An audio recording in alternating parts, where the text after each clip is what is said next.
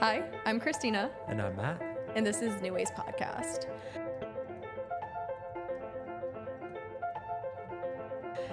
Today, I just want to applaud Matt because things did not go how we expected them to go today at all. It's all right. So he's stepping up to the plate and sharing his own story, which I'm forever grateful for. Long story short, we were supposed to have a guest, and it didn't work out today. Yep. Something came in, and they could not show up. So we were sitting down and talking about, like, what are we going to do? We were going through our list of other topics to discuss that we've previously gone over, but nothing was, like, sticking. Yeah. We were like, none of this is really, like, the energy we're going for today. It just didn't feel right. Yeah. And then I came up with the idea, since you've interviewed me already, to interview you. Yay. I know, as cringy as that is. No. I know I love sharing my personal experiences, but you aren't so outspoken necessarily. Correct. So like I said, I am so grateful that you're willing to share with everybody today your story about coming out. Yeah. Because for any of our viewers who have not listened to one of our previous podcasts, Matt is a gay male. Yep. And we're going to just go over his story and how he decided to, like, step into his truth and who he is and this fabulous person that is sitting across from me today. I try. So before we get started, let's do our vet sesh. Anything you want to talk about? Well, I know that we are going to Hawaii. We're going to Hawaii. What, 2 days? Is it 2 days? 3 days. Monday. Monday, Today's what, 9 Friday? a.m. Friday, Saturday, Sunday, Monday. Okay, so 3 days. I'm so excited. I know it feels like so long, but This has been a long time coming. So, we booked it like a month ago. Yeah.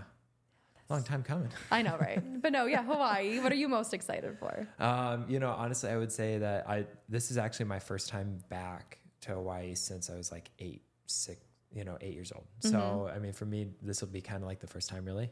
So I'm really excited to just, go back, and we're going to the island of Kauai, which I'm very excited about. The group that we're going with, have already been before, plenty of times. So this will be kind of like our first time. Yeah. I've been to Maui, not Kauai. Yep. And that's it. Like, so I've never even been to, and never been to Kauai period. So same. No, so I heard it's gorgeous. I'm just super excited to be going with all you fabulous people too. We're going to have the best time. We got a gorgeous house. We did. And it'll be nice. Very excited. I think I'm most looking forward to just really resetting. Yeah. And just really taking some time and figuring out okay, so it's going to take a week of kind of just, because I think so much of our life is go. Yeah, completely. You and I, especially with work that we both do individually and the work we do together on this podcast, there's just so much always going on. Mm-hmm. And so I think this will be such a great way for us to finally just decompress a little bit. Oh, completely. Very needed. Yeah. I mean, I like to decompress a lot. So this is like me in my element. I'm like, put me in nature by a beach where there's not that much cell service. Hell yes. But no, I think it's going to be great. And I do love how we decided while we're there, we're going to create our manifestation for this podcast in the next 10 years. And as much as we want to decompress, since we're so in love with what we're doing here, we still decided we're just we're going to use that to fuel our creativity in a way too. So we're still going to be talking about this, but in more of a fun, creative environment. Truly. Yeah. Very excited. So no, me too. So Monday. Amazing. Okay. Let's get started. So, Matt, let's just kind of go chronologically and start with when did you first kind of know that you weren't your traditional straight and you had interest in men? I think it's interesting because people often ask me, do you feel like it was something you were born with, or was it a choice? And I think there's also a lot of arguments around both, just as a society, on whether or not being, queer is a choice, or if it's sort of something you're just born with. Mm-hmm. For me, I've sort of discovered through kind of my own sense of self, and also too just, coming into, the world of mental health, I've really discovered that it truly was something I was born with. I can look back at kind of the age of, even 8 or 9, and really just connecting very well with a lot of girls that I was just friends with. And so I never had a fear or like any doubt or anything, just being around women constantly. Like they never intimidated me, but like men always intimidated the hell out of me. And so for me, I was one of those kids that could like be around literally all types of people, but especially like girls and stuff was like such a nonchalant, very easy thing for me to do. And I guess I really started kind of noticing a pattern when I was probably 14, 15. Okay. And then really starting to kind of come to terms with that at age 16. And that was tough because I didn't want to be. Okay. At first. I didn't think that that's who I was. And it was something I didn't want to accept at first because I was scared. I was scared of that like backlash. And for kind of preface on the backlash, I have a very loving and incredibly supportive family beyond belief. That being said, when I was 16, and 17 and even 18, I really struggled, I think, because I didn't want to disappoint them. But I also came from conservative parents who had a pretty heavy, I sort of felt like religious background. And, we were trying to go to church as much as possible. I was even a part of, the youth group. And so I always told myself I had to conform. I had to kind of be in this sort of position. I had to be in this certain light. And I think I started reading about a couple stories actually about kids and even teens and young adults and people who were kicked out of their homes for being gay. And I was terrified of that happening to me. Absolutely terrified. Yeah. And, I've now talked to my parents about it and they're like, oh my God, we would never, not in a million years, but at the time, it's just one of those kind of internal monologues that you have. Yeah. You're like, if that happens, what am I going to do? Who am I going to go to? What's going to happen? And so I really kept it to myself. And it was really detrimental on my mental health. Because I kept it in for a really long time. It was long for me. I came out when I was 19. So yeah, I really struggled it with 16, 17, and 18, especially those 3 years were really, really hard on myself. Is it why do you think it was harder versus like the 14, 15? Is it because potentially when you were younger, you were still like figuring things out, I guess, in a way. And the more that you realized, oh, this is like a permanent thing now, this isn't just like a temporary feeling. Is that why it got more scary? Correct. The idea of self-acceptance in those moments were so difficult. I actually talked about it on Instagram where, I literally sat in front of the mirror at 16 and I looked at myself and I said, I'm gay. And I just remember tears just flowing down my face because it was such a form of radical self-acceptance in myself that I had like chosen to hide for so long. And it really made me such a different person because I chose to keep it inside me. Yeah. It made me very like hateful in a way, which was really sad. Because in a way you're like going against who you are. Exactly. Yeah. You feel like you can't be free to express who you are. Truly. And that's suffocating. It was. And I was trying to not only identify, I was literally trying to create alter egos and like personalities to fit this mold of what maybe my friends wanted or maybe what my parents wanted or maybe what, I would see at church or with my youth group or whatever. But I tried so hard to figure out what that personality was. Yeah. And I really came to a realization when, after coming out and then kind of becoming an adult. Yeah. In a way. So there's so much, and I want to get into your adult stuff too, but just from what you said, there's so much there I kind of want to unpack, especially too, because we come from obviously like different backgrounds as well. And thinking about when I was younger, because like I was raised in the church also, but I don't remember the topic of the queer community being that prevalent in my church too much. Like we just really didn't speak about it too much. It was mostly like you're taught about the Bible, you go to church, like do the right thing, and you learn all those regular lessons. So I'm curious as to, was that something that was actually like mentioned, or was it something that you went looking in religion to see if it was appropriate or not? I went looking. Okay. Because my church said it wasn't. Okay. So I had to go find it elsewhere. I mean, though, in the sense, though, did your church like flat out say during like sermons or like during CCD and stuff like that, like, oh, this is not accepted? Absolutely. Oh, really? Oh yeah, no, you were total. Yeah, I mean, like it's a sin in their eyes.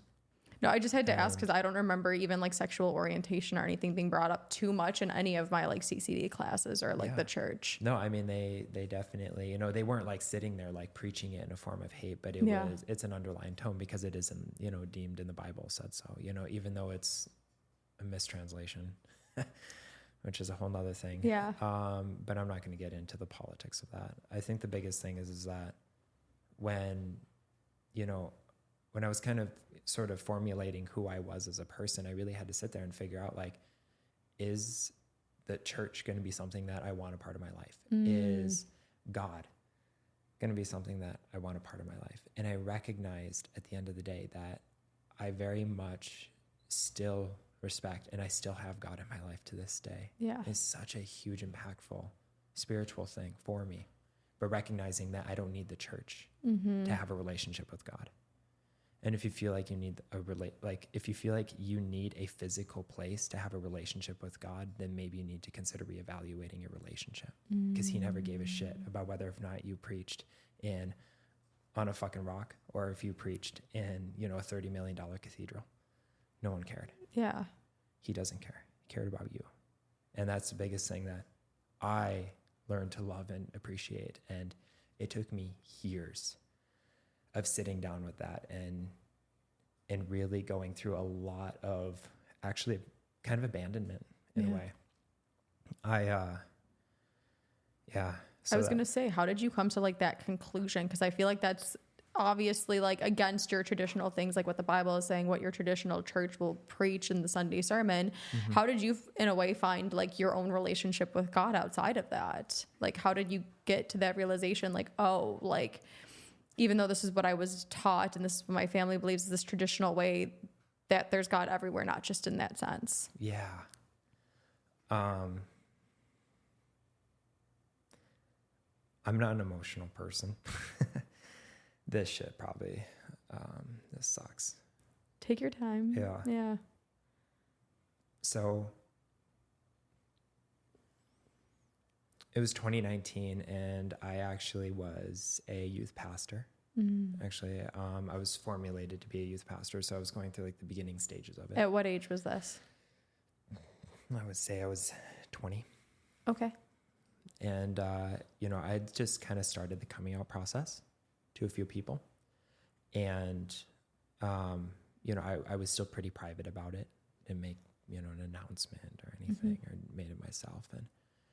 But I was, at the time I was actually training to be a youth group pastor at a church in Madison, Wisconsin. And,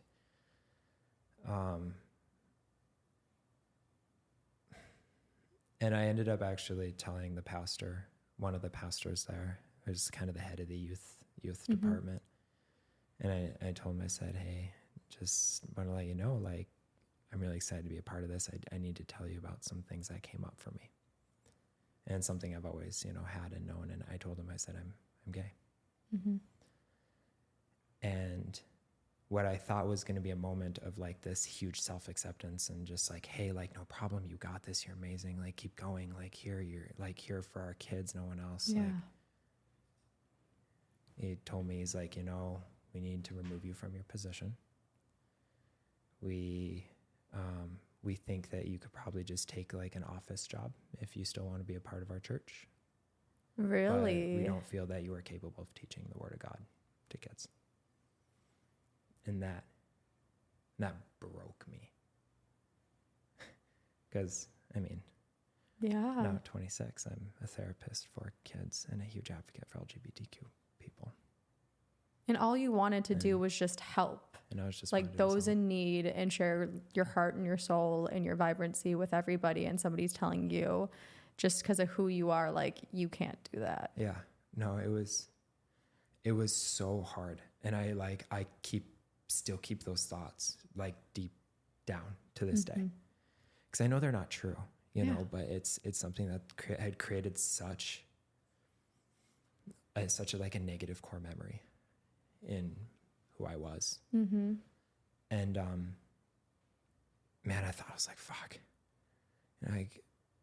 like, this is like God not like love me. Like, like, what did I do wrong? You know? Yeah. So from there, how did you kind of go about the realization that like, that's not your truth, that you can have a relationship with God and other people, and like the way that they view that is kind of just not right, because that is not actually the word of God or any type of religion. It's like, you don't demonize a person for being genuinely who they are. Yeah. You know what I mean? So how'd you go about rebuilding that relationship? I'll never forget calling my mom and just sobbing and just saying, I don't know what I did. I don't know what I did wrong. And she said, you didn't do anything wrong. She's like, you're loved more than you know. And coming back to the thing, like, yeah, you know, and you're loved more than you know. And I was like, okay, all right. And I went home that day and I really struggled. I really struggled with it. I was in a really massive depression over it. And I ended up actually sitting down at a table just with myself.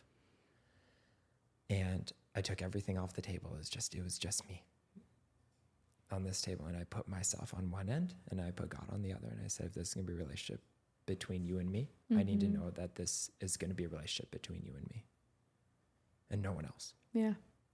No one else gets to tell me that I'm not loved by you, because no child of God should be telling another child of God that they're not worthy of him. Because who the fuck are you to tell me that?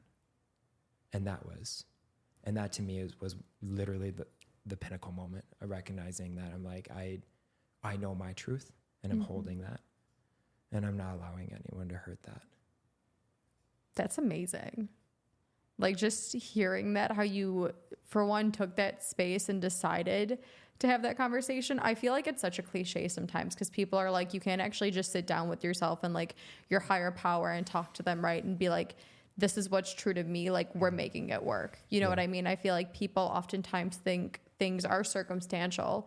And because of that, it holds them in from being their truth selves, and also finding that like freedom, that emotional freedom to like express who they are and know that like they are loved and they are okay, like regardless of what they choose in their life, you know? Yeah. So I applaud you for that, because a lot of times too, like I said, is like people are scared to like sit down and talk with like this higher power that they think is out there. You know, Absolutely. They think that like the word or the right way is what everybody else is teaching them.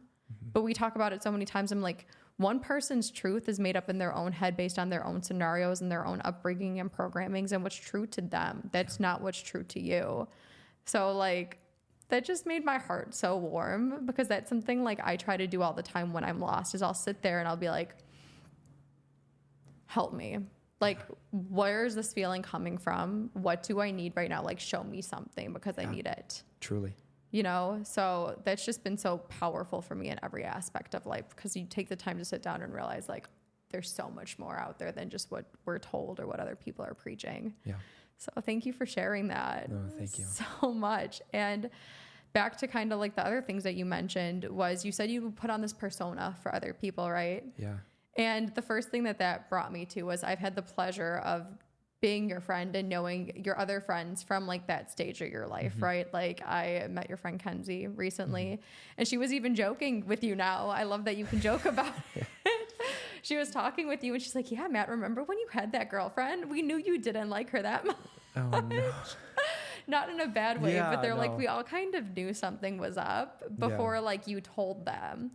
So do you want to kind of elaborate on like that persona and those type of emotions? Yeah, And no, I mean, I tried so hard to put on a brave face, you know, in a way. And I had to keep sort of this other persona and this other lie. I had to keep it sort of believable and everything. So I did everything I possibly could to do it, including, you know, attempt like trying to date one of my friends, who I still very much care and appreciate so much to this day. She's an incredible human being. She is so smart. And I am like, and now she's an optometrist. oh, amazing. And yeah, I mean, she's just incredible. Like she's just so insanely intelligent. And I'm so proud of her and the work that she has becoming a person. And when I was, you know, 19, I thought to myself, I was like, yeah, it's like, okay, like everything's fine, you know? And I remember even like, I was going to say, did you kind of date her thinking that like, I actually do have these feelings for her. Maybe they can turn into something more? Correct. Absolutely. Yeah. Absolutely. Because she was such a good friend to me. And she was someone I cared about so much when I was in high school and stuff. She even invited me to prom. I was her prom date one year. And it was the first and only time I'd been to prom twice, but I had my first like major real prom. Yeah. And I was like, you know, she asked me, you know, and stuff. And it was like such a moment that I was like, man, like, okay, like maybe this could be something, you know, in college. I could try this and see if I can be better. Be better. Yeah. All the time. Because I thought but define that though, because I know now. Yeah. Saying be better, you're like, that's not technically like you being better. But at the time, did you think that like, dating a woman right now, going into like college, doing all the things that you're supposed to do, that's being better? Yeah. I'm going to try to be better for the persona that everybody wants me to be. Yeah. Because I just could keep lying to myself, and I could keep this quote unquote healthy and happy. So that's not better to me. That's detrimental right there. Oh yeah. Absolutely. But in my head, I was like, oh, this is better. Like, this is good. I'm fine. Everything's fine. You know, and it took me a while to realize, I'm like, this is nothing about this is fine. Yeah. And I had two massive instances that had made me realize that it wasn't fine. And, I attempted, twice. Once when I was 16, because I couldn't live with myself, thinking that this is who I was going to be, thinking I was going to be alone, thinking that no one's going to love and care about me for this. And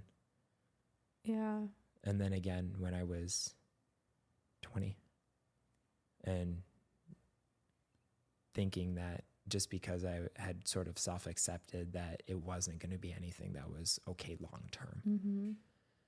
And I think that was really hard from that. Let me ask you this, is like, where did those feelings come from? Because you said you grew up in a pretty supportive, like loving family. And I know the church didn't always like have your back. So that's one form or outlet where those feelings were coming up from. Is there any other thing besides the church that made you feel like this is wrong? Like, where else did those feelings stem from? Was it something? I think a lot of it stemmed from, honestly, my family's values at the time. Okay. And I'm very specific about saying at the time. Yeah. Because they're not their current values anymore. My parents are huge donors now to the Trapper Project every year. They don't donate to the church. And so I think at the time that they had very specific values, and I didn't think that my self was going to align with my own family. And I didn't think that my life was worth living because of that. Because I thought my family was one of the only things that was like keeping me happy, keeping me alive and well, you know. And it's like, if I didn't have them, then who do I have? Yeah. Cause you feel like being yourself, you would probably get rejected. So you're like, I have them now, but if I'm actually true to who I am, I might not have them. Correct. And that's insanely isolating and scary. Yeah. Cause like we rely on our family, especially in the young ages where we're like trying to figure out what's going on. And especially meeting people, even LGBTQ community now who've talked to me about how their parents did isolate them. Yeah. And stuff. And it's scary. Yeah. It's scary not knowing whether or not your family is going to love and appreciate and care about you if you do talk to them. People's thoughts are formed by like their generation in a way, right? So at the time, like your parents might not have even been so conscious of like the type of terminology or like the words or in a way like the hate towards that community they were spreading because it was just so common for their generation. And then they didn't actually have to be conscious of what they were doing until they were presented with who their son is. Yeah.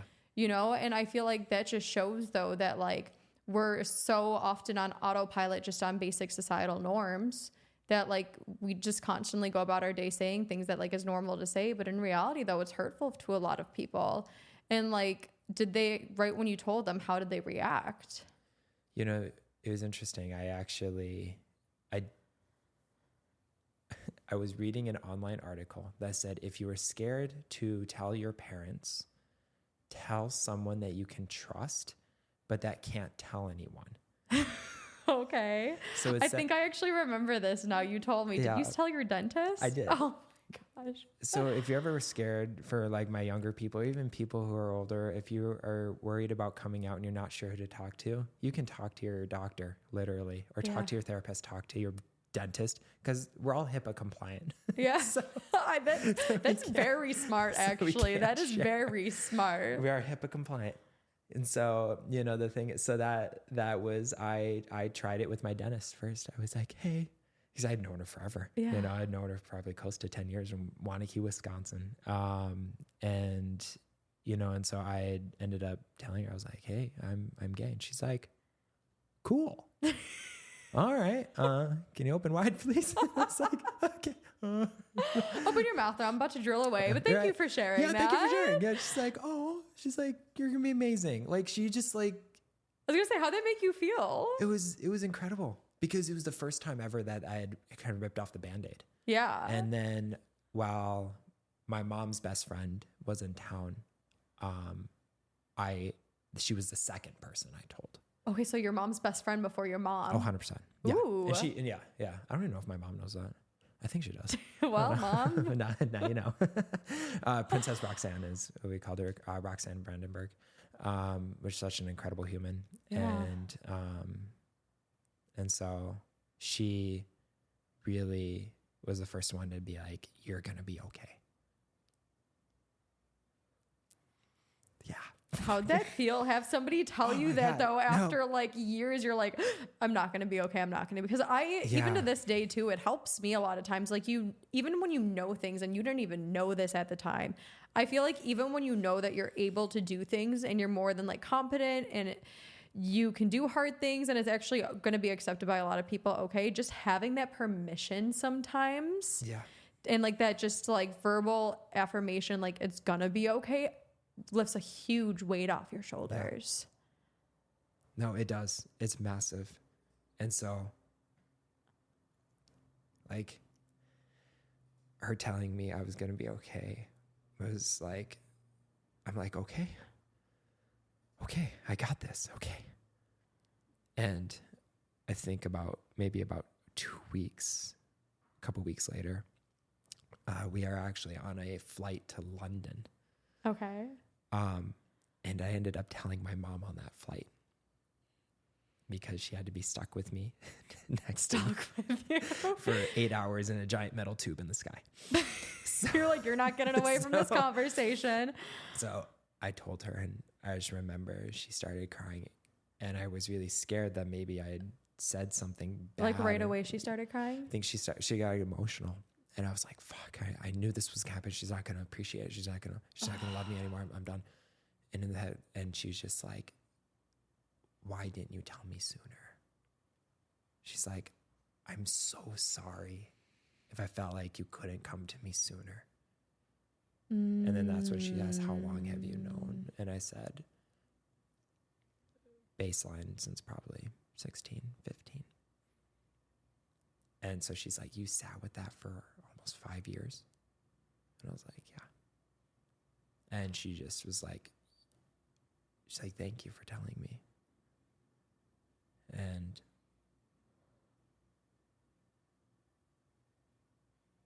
I remember talking to my sister about it too. So you told your mom first and then your sister and your dad, or? Yeah. Okay. Well, so actually I ended up telling my sister very first and Oh, before your mom? before my mom. Oh, okay. Actually, now that I think about it, I did tell my sister first. And I kind of wanted to like share the news with her privately and not say anything. And I was like, hey, just FYI, like these are feelings that I'm having. These are feelings I've always had. I need you to know that this is who I am. Move on. Like, I was like, here we go. Yeah. And she was like, it's okay. Like, she's good. Like, and I was like, okay, I'm 2 for 2. You know, I'm like, okay. Yeah. So slowly, can you say you were building up Slowly. like more confidence? Yes. You're like, Yeah, totally. I can imagine your chest is probably getting heavy, but also light at the same time. It was the biggest mix of emotions ever, because like, because a part of me was like, maybe you're not gay. Like maybe this deep down is just like, it's just a fling or a fluke. Like, who knows? Oh, like, were you worried that you're sharing yeah. all this like huge news and you're like, oh, just a year from now, I'm going to be, no. Yeah. Really? Oh yeah, no, totally. Because you kind of second guess yourself, and then you're wondering. Well, because you've been second guessing yourself all your life for the most part. Yeah. So you kind of go back and you're like, okay, what am I going to do? Like, who am I going to talk to? And yeah. And then you keep second guessing all those things. And then you keep second guessing whether if not any of it's true.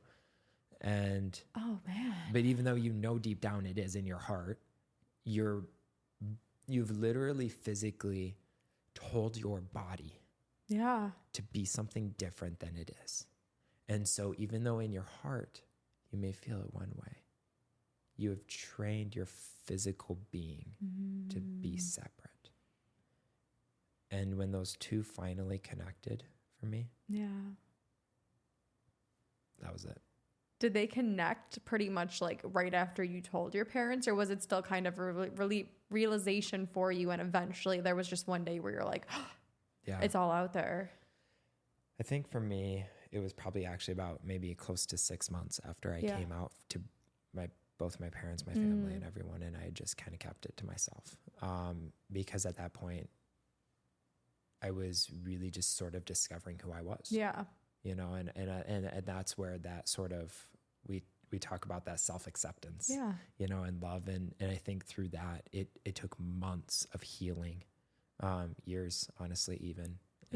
But I'm in the best place I've ever been now, because I know that my heart and my soul are intertwined, rather than separate.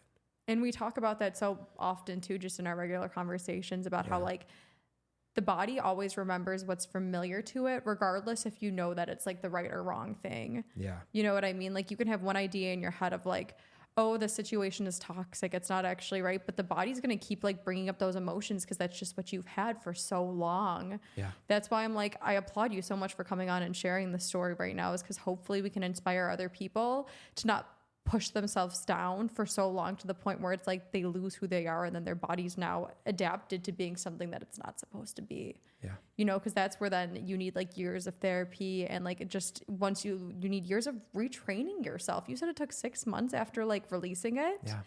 Were you a little confused at first after you said it? You're like, why don't I feel different? Mm-hmm. Did that come in your head? Absolutely. I think like there was the part of me always, you know, knew, right? There's always that feeling that you just know. Yeah. Right? But there is the physical strain that you've put on your body to be something different. Mm-hmm. And I think that is what took time to heal. Yeah. Because the body keeps score. Like once again, you walk the same way. You have to retrain yourself to walk a different way, to move a different way, to be a different way.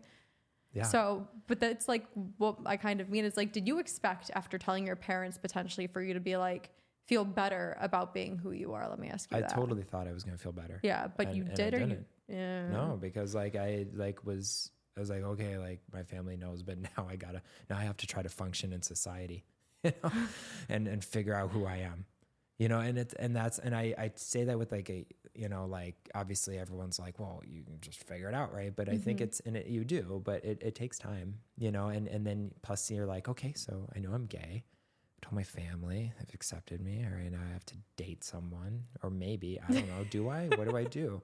What are the dating apps? What do you use? What do you like? Where do you go? I've never kissed a guy. Is that okay? Is that something? Like, yeah. Right. Like I don't know. I didn't know.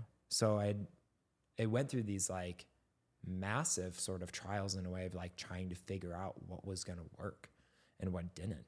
And like, then now my whole world kind of got flipped upside down, because what I thought I would quote unquote interested in girls, right? Yeah. What I was interested in was not what I was interested in guys. Like it could have been personality, it could have been attitude, it could have been age. That was like a big thing. You know what I mean? Like, so it was just like, I was trying to figure all of these things out. And it was so difficult at first, because you're in this constant trial and error of self-acceptance, and like also kind of trying to navigate like a whole different community in a way. Truly. Yeah. Truly, because you don't know really what you want. So you're trying to like try it all. Yeah. While still being like somewhat true to who you are. But you feel don't like, know what that truth is anymore. Yeah. I feel So like if anything, this is kind of like, and I know it's definitely not, but at the same time, it's kind of like moving to a new town in a different area that you've never lived in before. You're like, it's like what's appropriate to do, what's not appropriate to do, how do people talk here, how do they, like, what's the cool things to do, like, what's acceptable, what's not, like.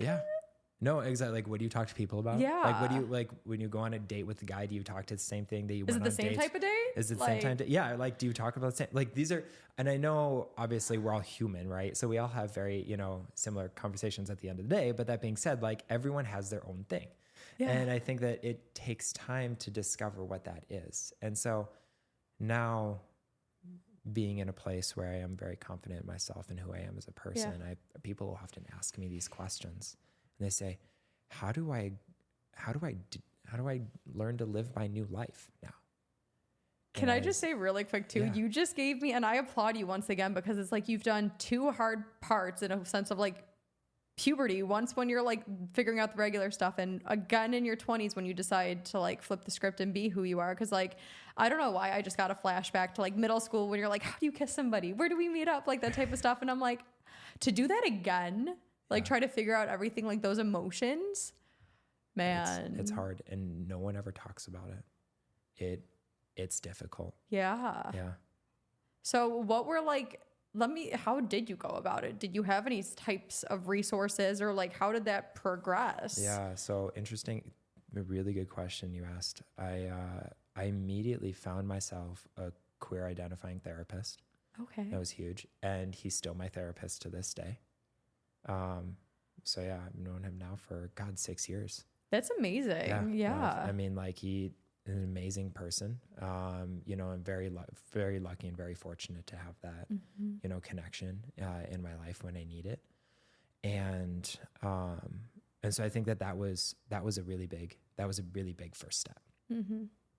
Because then I could talk to him about everything and say, like, what's this like? How is this? It's actually, you've been so smart with all of this too. Can I say, like, the way you went about just like coming out and telling people and like feeling the water to actually finding a therapist that you can genuinely relate to on that specific topic. Because I feel like I'm just thinking about anybody, especially like confused in young adulthood, like, a lot of times you would think they go to the internet. And as much as I want to say the internet is a valuable source, there's also a lot of misleading, unsafe information out there.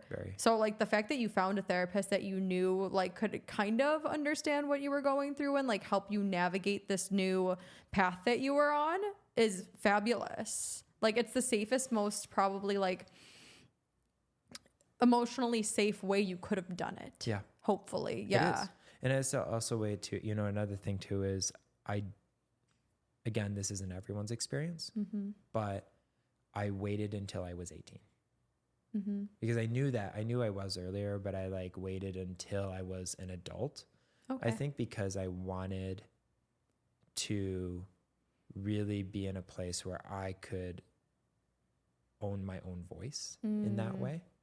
I understand that not everyone's in that predicament and situation, but I really felt like I wanted to be in a position that said, I'm an adult now.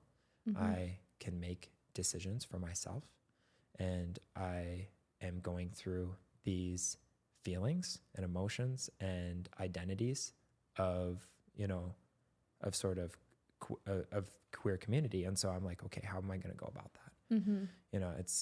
So that was a big thing as well, making sure that I was like, I need to be an adult to do this. And not saying you have to be an adult to make adult decisions, because by all means, like I knew it when I was 15, 16, but I didn't want to make that decision because of, honestly, my parents were great people, but I was really worried about, I was like, man, like if my family kicked me out of the house, like then I'm like a kid without a home, you know? Yeah. You were like, thinking less emotionally and more like logically when it came to that kind of stuff, which is kind of sad though at the same time. Cause like, once again, in your young teens and like even when you're in like middle school and stuff, like that's when you should be free to express who you are and feel open and honest enough, especially with your loved ones, to try new things. Cause that's how you actually figure out like what's true to you and what's not, though, is like saying, I have this urge, like, let me be open, honest, and explore it in a healthy way. And hopefully somebody like is there to guide me and help me. You know what I mean? Yeah. So truly. Yeah. And people can say, what's really interesting is I've actually shared kind of this similar story before, and I had someone tell me, they're like, well, how does that, you know, like you should just know that your parents were going to accept you anyway, you know, anyways, like your parents love you anyways, like it doesn't matter. And I was like, not everyone. Yeah. Not everyone. And granted, we are in a society, I feel like that is growing. Yeah. But I mean, I believe that like, if I'm correct on these stats from the thing, like we have seen a decrease in LGBTQ homeless population, like strictly just from like parents kicking them out. Yeah. So we have seen a decrease in that, I believe, from the Covenant House. I'm going to go ahead and edit all that. But the thing is like, that being said though, we don't know exactly like whether or not that these are like queer identified kids or if that this is like related to like a bigger issue. And so that's also something that is constantly being like talked about often with, especially the Covenant House in LA, as well as the Trevor Project as a whole. Yeah.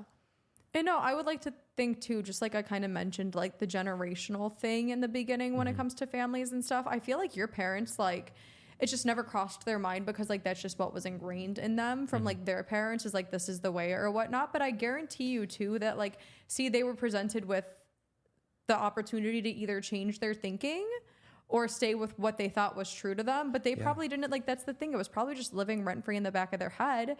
And it was just, they didn't even think anything of it. So it's like, you'd be surprised when you actually give people the room to like choose for themselves, or like the opportunity to realize, oh, like, this is stupid what somebody else told me or what I was taught before. Like, this actually doesn't resonate. When you give people the opportunity, you would be surprised. Yeah.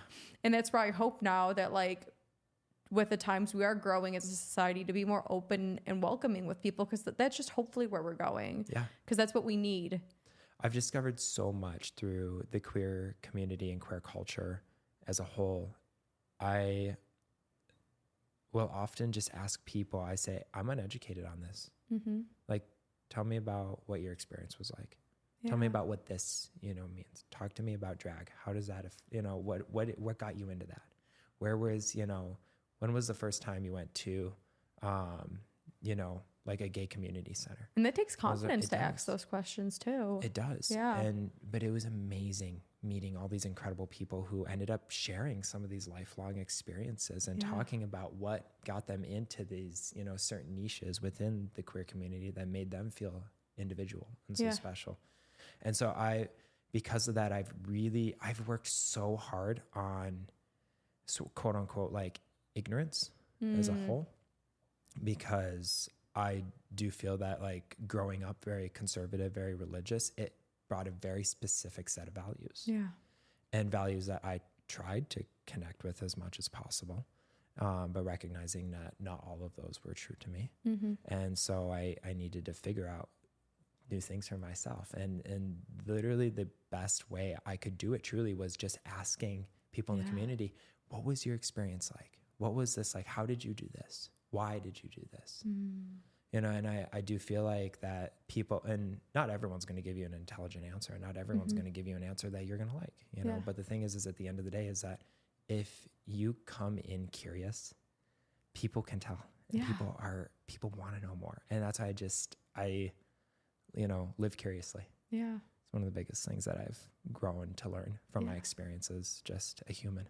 That's why I love what we're doing here, is I'm just like, we even talked about it coming on today. We're like, we could talk about this one topic, but like, let's just talk about us and experiences we have been through, because like chances are like your experience, it's not going to be identical to somebody else's. Nobody's is, but like we learn and we grow together. Yeah. And I love that you were curious, because like that's literally how you find out new things about yourself and you grow as a person. Yeah. And on that note too, when it comes to like parents and stuff like that, I know you said even too, everyone's like, how'd you ever doubt your parents were going to love and accept you? And I just want to even flat out say too, though, like in this world today, like there's parents who don't love and accept their children. It's just a fact for other reasons. And reasons completely unrelated to the queer community too. Like you could choose the wrong profession, or like even like you decide to get tattoos and your parents can shun you. That's why I'm like, at this point, like you might as well stay true to who you are, because regardless if it's because you're queer or because you decide to like get piercings and tattoos, or you decide to like not take the traditional job, like there's always going to be those people and those family members who probably don't align with you. But then there's a whole other community and world that actually will. Yeah. So like as much as you want your parents and your family to love and accept you, give them the opportunity to. And if they don't, there's other communities out there that will. Yep. And that literally is one of the things that saved my life. Yeah. Was knowing that I'm like, okay, I'm not fully alone in this. Like there, and even if I don't know you in person, like even seeing your stuff on social media, you know, and just being like, okay, like it's the positive of social media. There's a lot of downs, but I will admit though, like it does empower some people. Yeah. Like, I mean, to see like, you know, I very much grew up as like a sports kid, you know, and stuff. And so to see like athletes come out and then like living true to who they were. And then I was able to do the same. And then finding an entire community through a publication magazine group called Outsports. That was like, that just literally talked about and interviewed athletes that were just coming out or who had already come out and just wanted to share their story.